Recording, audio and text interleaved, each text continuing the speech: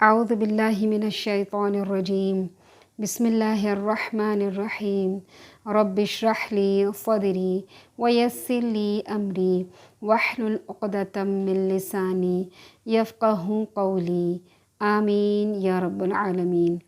السلام علیکم ورحمۃ اللہ وبرکاتہ۔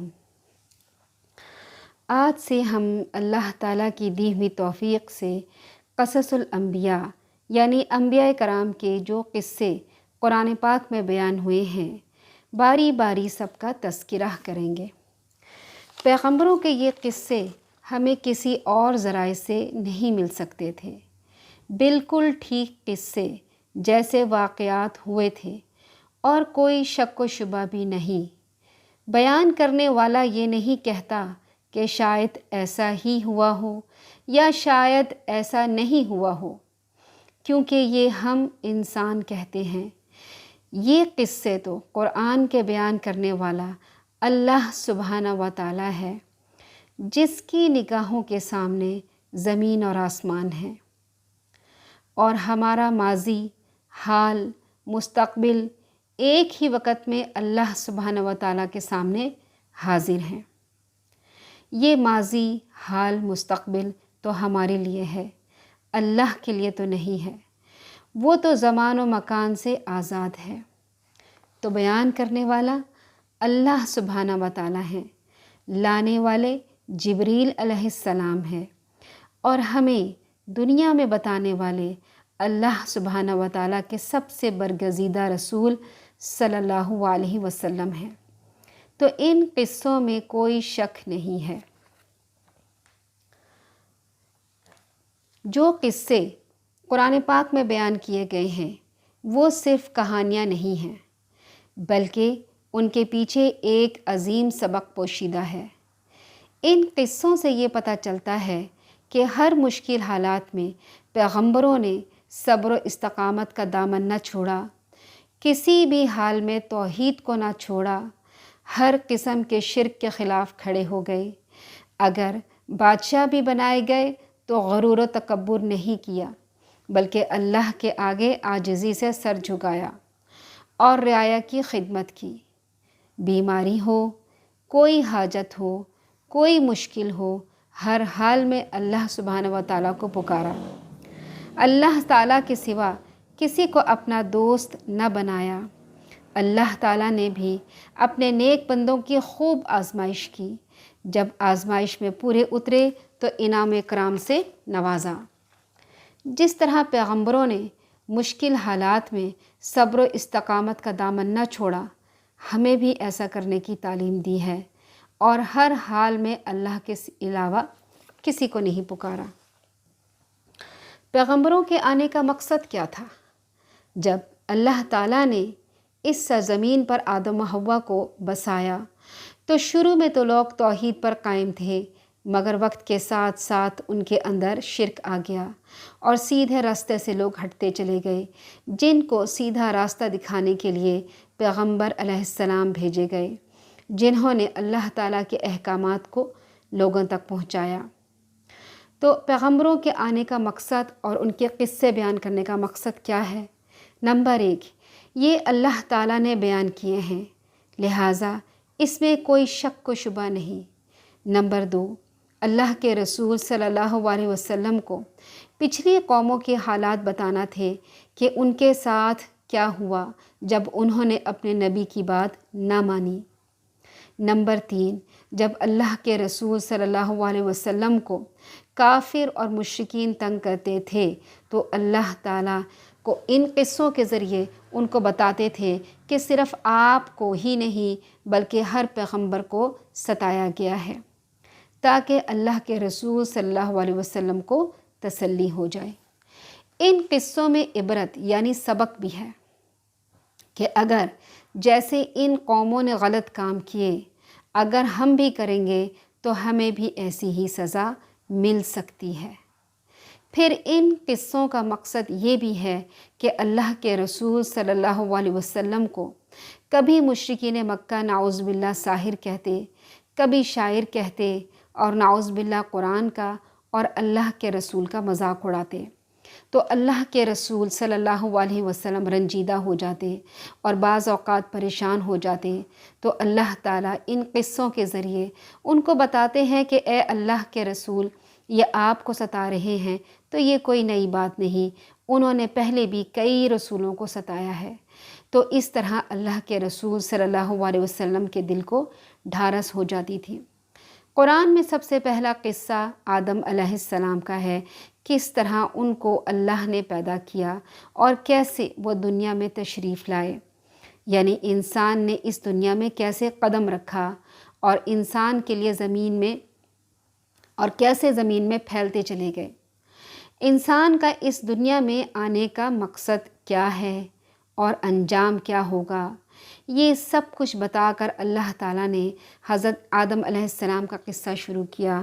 تو شروع کرتے ہیں حضرت آدم علیہ السلام کا قصہ۔ سورہ بقرہ میں ہم پڑھتے ہیں، اللہ تعالیٰ فرماتے ہیں انی جاعل فی الارض خلیفہ، میں زمین میں خلیفہ بنانے والا ہوں۔ یعنی اللہ تعالیٰ نے آدم علیہ السلام اور ان کی اولاد کی تخلیق کا ارادہ ظاہر فرمایا۔ یعنی خلیفہ کا مطلب ایک تو یہ ہے کہ جس کی ہر نسل پہلی نسل کی جگہ لے لے گی، مگر خلیفہ کا مطلب یہ بھی ہے کہ خلیفہ مالک نہیں ہوتا بلکہ اصل مالک کا نائب ہوتا ہے۔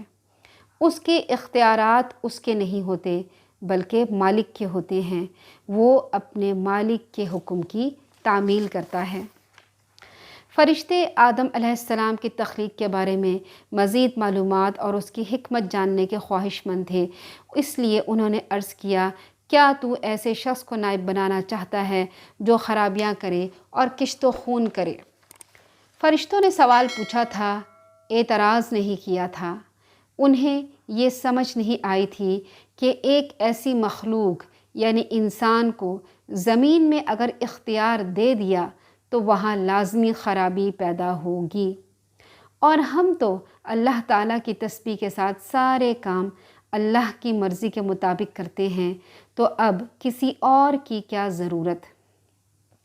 لیکن اللہ سبحانہ و تعالیٰ ایک با اختیار مخلوق پیدا کرنا چاہتے تھے، اور جن خدمات کا تم تذکرہ کر رہے ہو وہ کافی نہیں، کچھ اور کام ہیں جو انسان سے لینے ہیں، وہ کام فرشتوں کے کرنے کی نہیں۔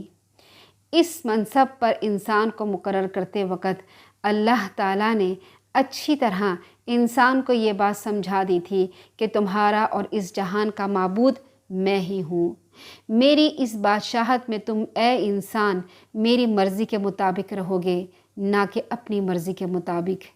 اس دنیا میں تمہیں امتحان کے لیے بھیجا جا رہا ہے، پھر میرے پاس دوبارہ آؤ گے تو تمہیں تمہارے اعمال کی جزا یا سزا ملے گی۔ قتادہ رحمۃ اللہ علیہ فرماتے ہیں فرشتوں کو معلوم تھا کہ صورتحال پیش آنے والی ہے، کیونکہ انہوں نے آدم علیہ السلام سے پہلے زمین میں آباد ہونے والی مخلوقات مثلاً جنات کے حالات دیکھے تھے۔ حضرت عبداللہ بن عباس نے فرمایا جن آدم علیہ السلام سے تقریباً 2000 سال پہلے سے زمین پر آباد تھے، انہوں نے قتل و غارت کی تو اللہ تعالیٰ نے فرشتوں کا لشکر بھیج دیا جنہوں نے ان فسادی جنوں کو سمندروں کے دور دراز جزیروں کی طرف دھکیل دیا۔ اس تجربے کے پیش نظر انہوں نے کہا وَنَحْنُ نُسَبِّحُ بِحَمْدِكَ وَنُقَدِّسُ لَكَ، اور ہم تیری تسبیح، حمد اور پاکیزگی بیان کرتے ہیں۔ اس کا مطلب یہ ہے کہ ہم ہمیشہ تیری عبادت کرتے ہیں، ہم میں سے کوئی بھی تیری نافرمانی نہیں کرتا۔ اگر انسانوں کی تخلیق کا مقصد یہ ہے کہ وہ تیری عبادت کریں تو ہم موجود ہیں، جو دن رات کسی کوتاہی یا اکتاہٹ کے بغیر یا رکاوٹ کے بغیر مسلسل عبادت میں مشغول رہتے ہیں۔ اللہ تعالیٰ نے فرمایا انی اعلم ما لا تعلمون، جو کچھ میں جانتا ہوں تم نہیں جانتے، یعنی مجھے ان کی تخلیق کی وہ حکمت معلوم ہے جو تم نہیں جانتے، یعنی ان میں نبی بھی ہوں گے، رسول بھی ہوں گے، صدیق بھی ہوں گے، شہداء بھی ہوں گے اور نیک لوگ پیدا ہوں گے، اور یہ سب فرشتے نہیں تھے۔ اس کے بعد اللہ تعالیٰ نے فرشتوں پر آدم علیہ السلام کی برتری واضح فرمائی وَعَلَّمَ آدَمَ الْأَسْمَاءَ كُلَّهَا، اور آدم علیہ السلام کو تمام نام سکھا دیے۔ حضرت عبداللہ بن عباس رضی اللہ تعالیٰ عنہ نے فرمایا، اس سے مراد ان چیزوں کے نام ہیں جن سے لوگ ان چیزوں کو پہچانتے ہیں اور ایک دوسرے کو اپنی بات سمجھاتے ہیں، یعنی وہ چھوٹی بڑی اشیاء جن سے روز مرہ زندگی میں واسطہ پڑتا ہے، مثلا انسان، حیوان، زمین، میدان، سمندر، پہاڑ وغیرہ۔ یعنی قیامت تک آنے والا ہر علم سکھا دیا، ہر چیز کی ہیبٹ اور ہیبیٹیٹ بتا دی۔ ہر علم جو قیامت تک آنا ہے، چاہے وہ ٹیکنالوجی کا علم ہو، چاہے وہ سائنس کا علم ہو، اس کا بیج، اس کی ابتدا حضرت آدم علیہ السلام کے اندر رکھ دی تھی۔ اب جو بھی علم قیامت تک آئے گا، یہ اسی بیج کی شاخیں ہیں جو حضرت آدم علیہ السلام کو سکھا دی گئی تھیں۔ اللہ تعالیٰ کے فرمان، ثم عرضهم على الملائكة فقال انبئوني باسماء هؤلاء ان كنتم صادقین۔ پھر ان چیزوں کو فرشتوں کے سامنے پیش کیا اور فرمایا، اگر تم سچے ہو تو ان چیزوں کے نام بتاؤ۔ اللہ تعالیٰ کے فرمان کے مطابق فرشتوں نے کہا کہ اے اللہ، تیری ذات پاک ہے، ہمیں تو صرف اتنا علم ہے جتنا تو نے ہمیں سکھا رکھا ہے، تو ہی پورے علم اور حکمت والا ہے۔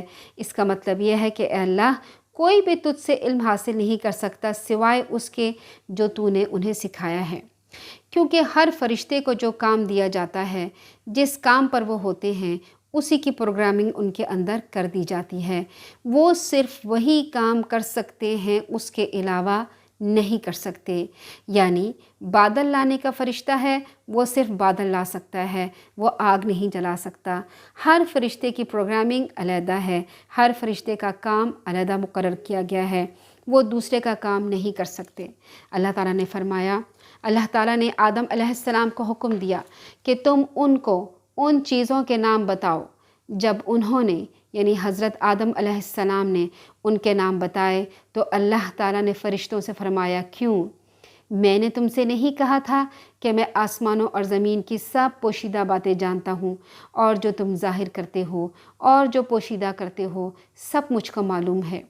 فرشتے یہ بات دل میں چھپائے ہوئے تھے کہ شاید انہیں خلافت ملے، مگر انسان کو مل گئی تو اللہ تعالیٰ نے فرمایا، تم یہ بات دل میں چھپائے ہوئے تھے۔ دوسرا اس کا قول یہ ہے، ما کنتم تکتمون، کہ جو تم چھپاتے تھے۔ دوسرا قول اس کا یہ ہے کہ فرشتوں کے اس خیال کی تردید یہ ہے کہ اللہ تعالیٰ کوئی ایسی مخلوق پیدا نہیں کرے گا جو ہم یعنی فرشتوں سے زیادہ علم والی اور معزز ہوگی۔ پھر اللہ سبحانہ و تعالیٰ نے انسانوں کی تخلیق کا اور انسان کی پیدائش کا طریقہ بیان کیا۔ اس طریقے کو جاننے کے لیے انشاءاللہ ہم اس کی نیکسٹ پارٹ میں ملاحظہ کیجئے، اس کا نمبر 2 پارٹ، اس میں ہم شروع کریں گے کہ اللہ تعالیٰ نے حضرت آدم علیہ السلام کی تخلیق یعنی ان کی پیدائش کیسے کی۔